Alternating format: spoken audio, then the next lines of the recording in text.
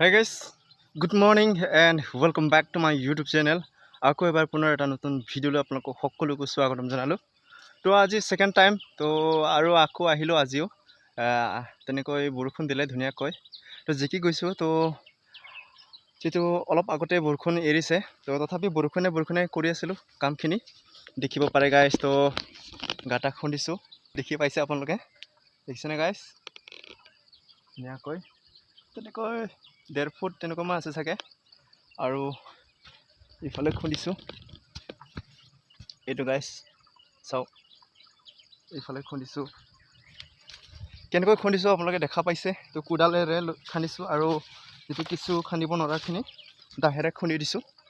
এইটো গাইজ চাওক ধুনীয়াকৈ। আৰু যিহেতু ৰবাৰ ৰুইছোঁ, তো অলৰেডি যোৱাকালি ৰুইছিলোঁ, আপোনালোকক দেখুৱাইছোঁ। আৰু ৰবাৰৰ যিটো মাজৰ ভাগখিনিত এনে থাকিব, তো সেইবাবে ৰাবাৰটোক মিনিমাম 10 বছৰটো লাগিবই যিটো ফচল কাটিবলৈ এইটো। তো কিন্তু ঝৰিবলৈ যিটো লাগিবই, যিটো পলিখিনি চাফা কৰিব লাগিব, যিটো জংঘলবোৰ, কিন্তু তাততো আমি কোনো প্ৰফিটটো নাপাম। সেইবাবে কল ৰুই দিছোঁ মাজত, যাতে ঝৰাৰ যিহেতু কষ্টখিনি যাতে এনে নাযায় আৰু কল যাতে কাটিবলৈ পাওঁ, ফলটো পাই থাকিম। তো সেইবাবে আইডিয়া এটা লগালোঁ, মাজতে লগাই দিছোঁ। যিটো গছটোৰ ডিষ্টেঞ্চ হ'ব 6 ফুটমান তেনেকৈ দূৰত্ব কৰি ৰুইছোঁ। এইখিনিতে ৰবাৰ পুলিটো থাকিব, তাৰপিছত ইয়াতে 6 ফুটমান বহলৰ পাছত কলটো ৰুই দিছোঁ। তেনেকৈ ৰুই গৈ আছোঁ। কলো এই আগতো লগাইছোঁ আৰু ইয়াতে 6 ফুটৰ ডিষ্টেঞ্চ দি ইয়াতে কল ৰুই দিছোঁ, দেখিব পাৰে এইটো কল। আৰু তলত ছজনা গছ, আপোনালোকে চিনি পায়নে ছজনা? বাৰু মই এতিয়া ৰাবাৰ পুলিখিনি ল'বলৈ যাম। এইটো ছজনা যিটো ঠানিতে হয়, ছজনা গুটিতে হয় বা নাজানো দেই গাইজ। তো আপোনালোকে জনাবচোন, কিন্তু আমাৰ ফালে ঠানি কাটি লগোৱা হয়। ঠিক আছে গাইজ, ইয়াতে কল লগাই দিছোঁ চাওক। কলপুলি চিনি কল বুলি কোৱা হয়। ইয়াতে আজি আমাৰ যিটো জেগাখিনিত কুঁৱলী বহুত পৰি আছে, যাতে অলপ আগতে বৰষুণ দিছে ন, তো শিলৰ পৰা যিটো ধোঁৱাবোৰ ভাৱ হৈ উৰি গৈ আছে। এইটো যোৱাকালি ৰাবাৰ যিটো লগাইছিলোঁ, দেখিব পাৰে গাইজ, বেছি দীঘল হোৱা নাই, লগাই দিছোঁ ইয়াতে। আৰু ইফালে লগাইছোঁ এনেকৈ বহলটো 12 ফুট দিছোঁ মই, যিটো 12 স্কুৱেৰ ফুট দি দিছোঁ।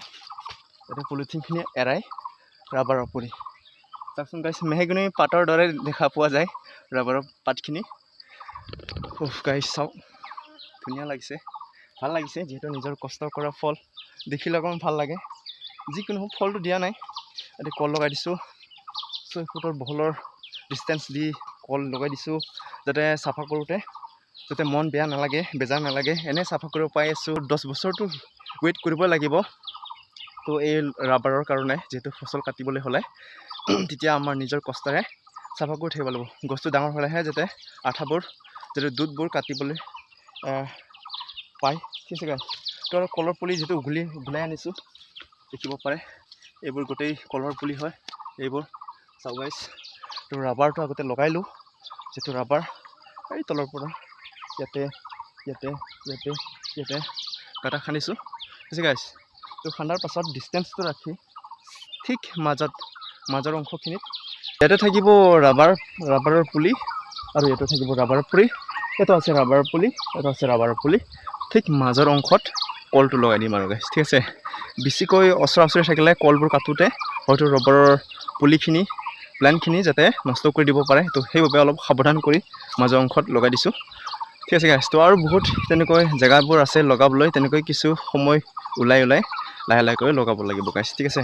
তো বাৰু মই ৰবাৰৰ পুলিখিনি কেনেকৈ আনিছোঁ মই আপোনালোকক দেখুৱাম বাৰু এতিয়া। আৰু গাইজ এটা অনুৰোধ কৰিছোঁ, যাতে ভাল লাগে লাইক কৰিব, নতুনকৈ আহিছে তেনেহ'লে ছাবস্ক্ৰাইব কৰিবলৈ নাপাহৰিব, আৰু সৰু কৰিলেও চমু কৰিলেও এটা মোৰ ভাল লগা এটা কমেণ্ট কৰি নিশ্চয় যাব গাইজ। ঠিক আছে। ৰাবাৰৰ পুলিখিনি কেনেকৈ আনিছোঁ ঘৰৰ পৰা, এয়া গাইজ মোনাত ভৰাই ধুনীয়াকৈ আনিছোঁ। 2টা মোনাত 5টা কৰি পুলি, 10টা আনিছোঁ আজি। এইটো গাইজ ধুনীয়াকৈ মেহগনিৰ পাতৰ দৰে দেখা পোৱা যায়। তাৰ বেকে লৈ যাওঁ। ঠিক আছে, বহুত ভাৰী আছে গাইজ। প্ৰথমতে মই এটা বেকে লৈছোঁ হাতত উঠাই। গাইজ কষ্টটো কৰিছোঁ, ঈশ্বৰে যিটো আইডিয়া বা যিকোনো হ'ল প্লেনিং, সকলোবোৰ ঈশ্বৰে দিয়া, তাকে মই কৰিবলৈ বিচাৰিছোঁ, কৰি আছোঁ। ইয়াতে ৰাখি দিছোঁ পুলিখিনি। বহুত ভাৰী গাইছ, পাঁচটাতে চাগে 10-15 কেজিমান আছে চাগে। তাৰমানে কেনেকুৱা চিষ্টেম এই এনেকুৱা গাইছ চাওক, পুলিখিনি গোটেই মাটি সেইবাবে মাটিখিনি জিকা হয়, তো সেইবাবে বহুত গধুৰ। এটাতে চাগে 1.5 কেজি 2 কেজিমান আছে চাগে। বহুত চাওক গাইছ, ধুনীয়াকৈ পাতখিনি পকাইছে। বাৰু ইয়াতে লগাই দিম ধুনীয়াকৈ, তলৰ পৰা লগাই আহিম। ঠিক আছে গাইছ, তো বাৰু আপোনালোকে চাই থাকিব।